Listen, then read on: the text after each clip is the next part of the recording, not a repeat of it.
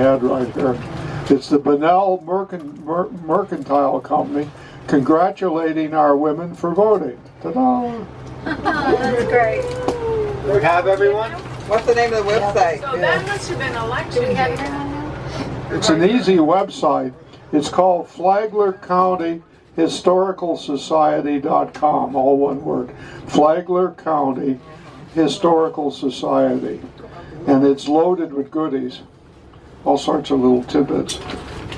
Last week we put every yearbook published in Flagler County, every high school yearbook on the website.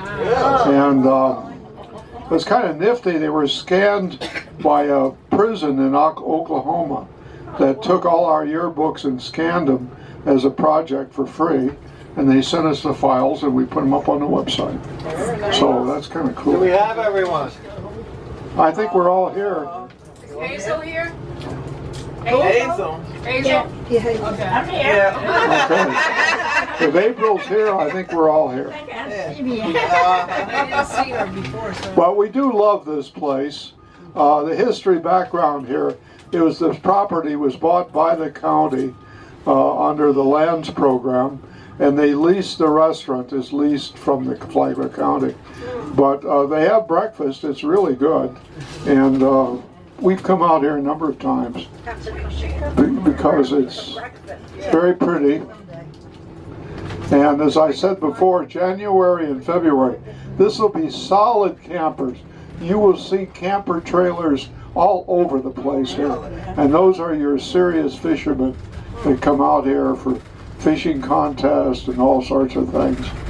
But it gets really busy.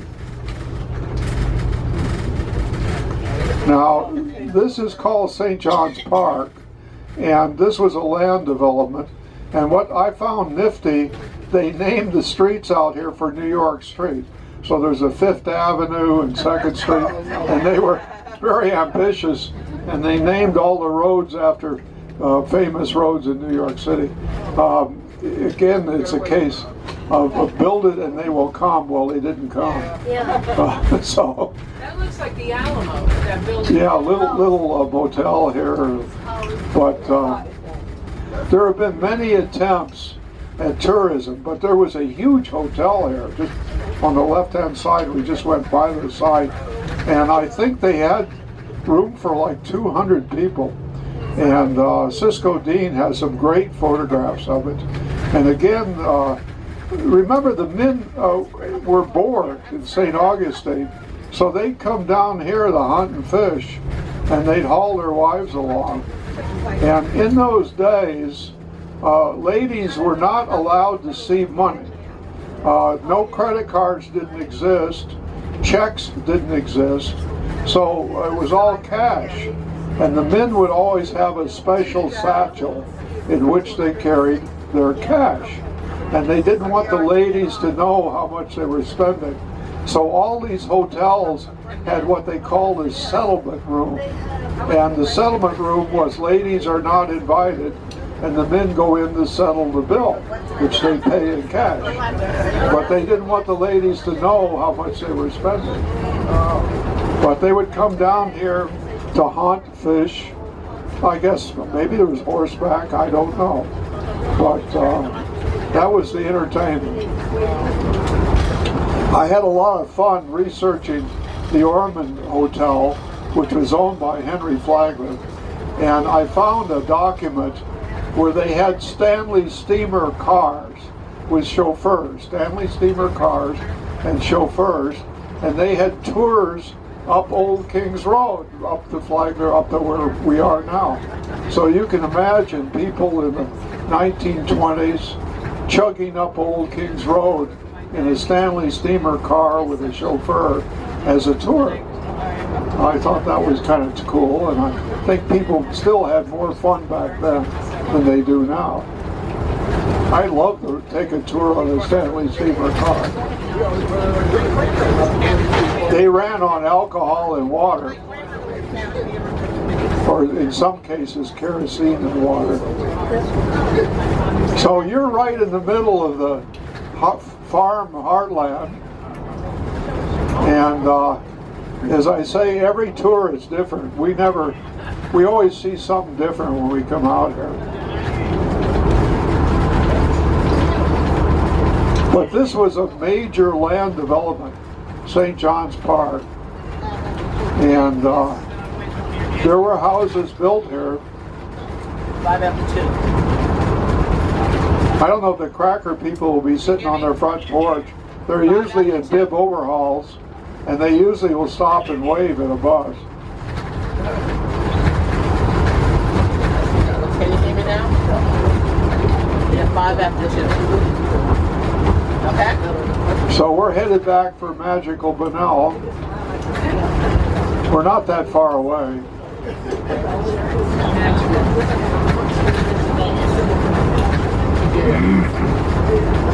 Those look like cabbages. That's cabbage.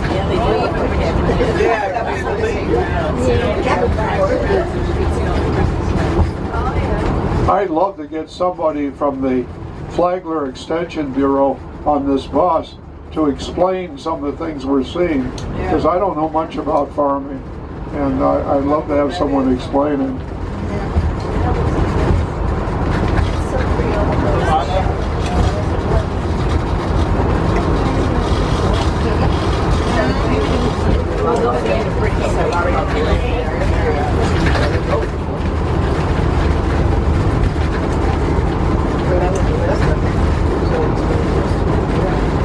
Years ago, a long time ago, I did an interview of Alice Longwood.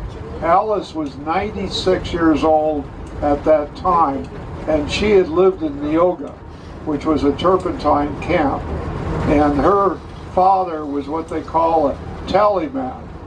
He tallied the crops, and her mother had been a slave here, working on a plantation, her mother. So, I talked to Alice, and she was a little girl in Neoga, and she used to walk from Neoga down to Espanola to go to school.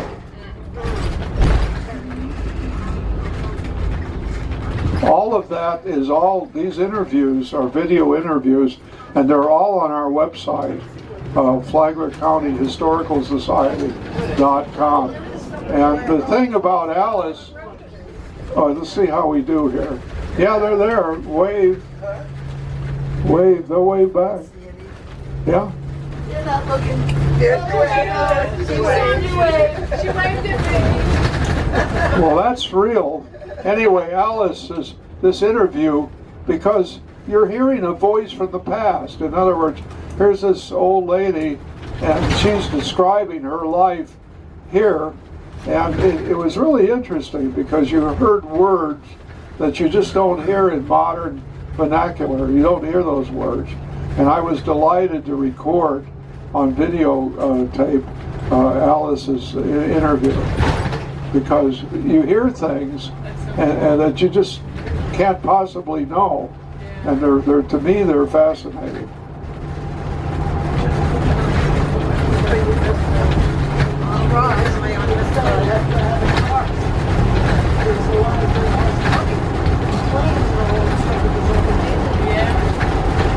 Cisco Dean and I went up to take photos of what remained of Neoga, and shortly thereafter the lumber company that owned the land bulldozed all the structures, so all the houses were destroyed, but we were able to take photographs.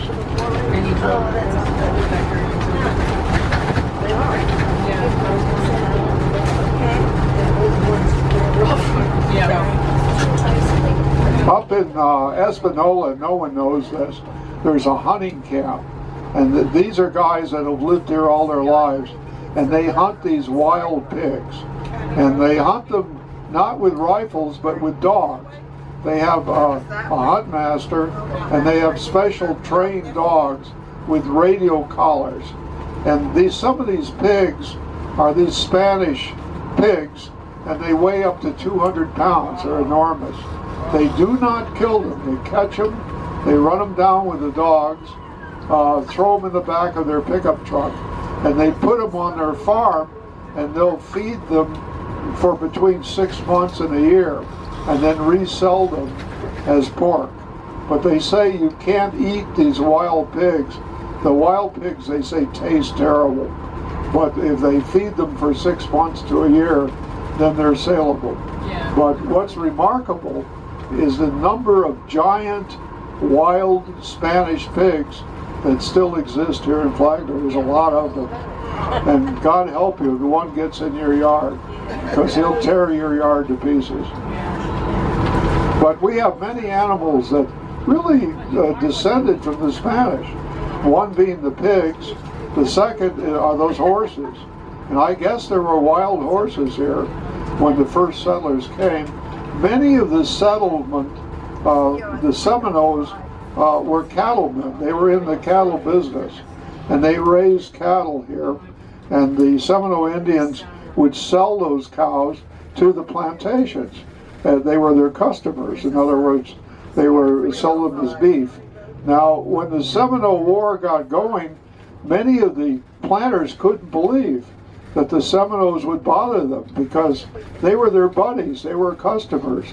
They got along great. There were no friction whatsoever between the Seminoles and the local planters. They liked each other. But they declared war, and being like all wars, anytime the army occupied one of these plantations or reinforced it, the Seminoles would set it on fire and burn it. But they didn't dislike. I mean, there wasn't any hard feelings. The Seminoles really liked the planters. They got along great.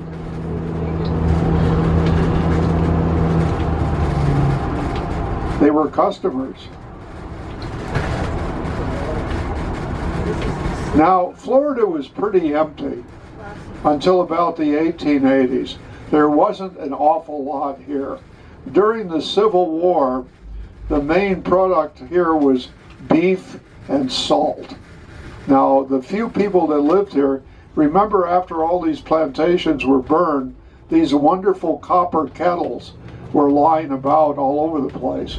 And they would find one of these kettles, they would take it down to the ocean, boil salt water, and make salt.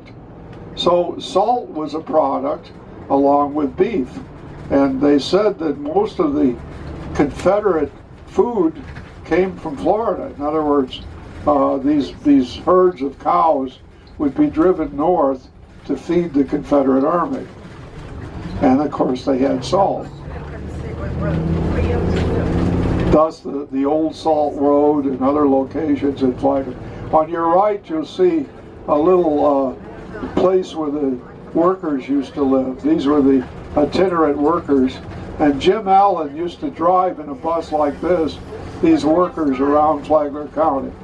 These workers don't exist pretty much because they use so much machinery now. They still have itinerant labor here during harvest time, but for the most part it's done by machinery.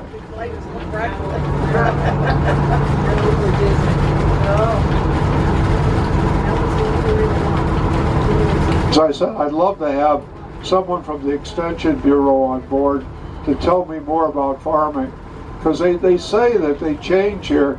They're switching from cabbages to bok choy, which is Chinese cabbage, because they have a better market for it.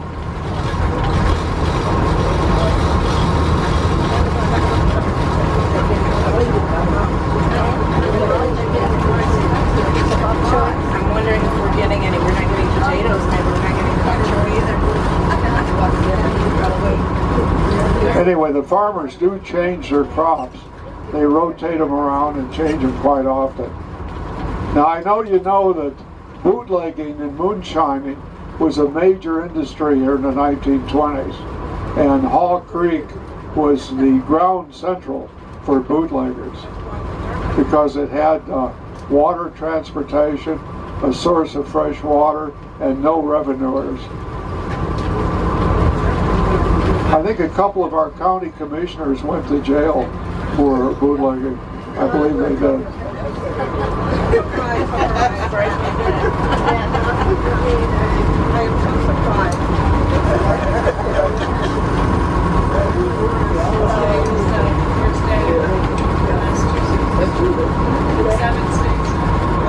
You've all asked about my books. They're all on Amazon, which is reachable by typing in Old Kings Road, and up it comes. Amazon is taking over the world, and they're taking over publishing. They've driven most bookstores out of business.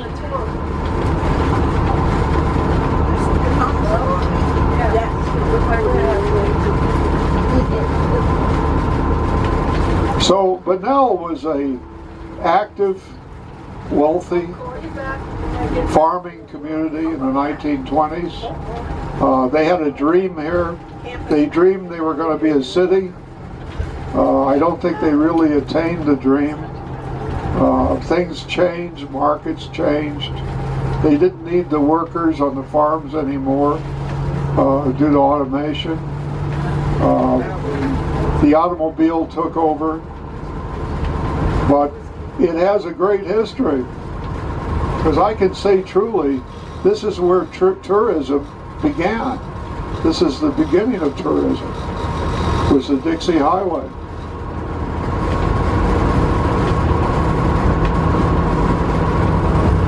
And Bunnell played a major role in this.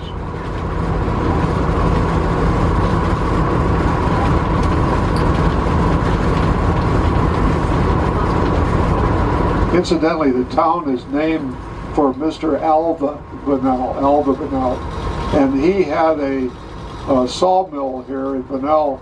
He made shingles, and the trains, he used to sell wood to the wood-burning engines as fuel, and it was called Bunnell Stop. That was the name of the place, Bunnell Stop.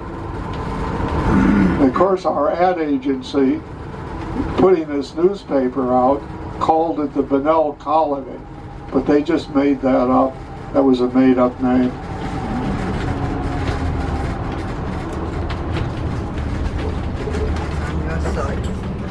I meditate a lot about all these little towns that I called you.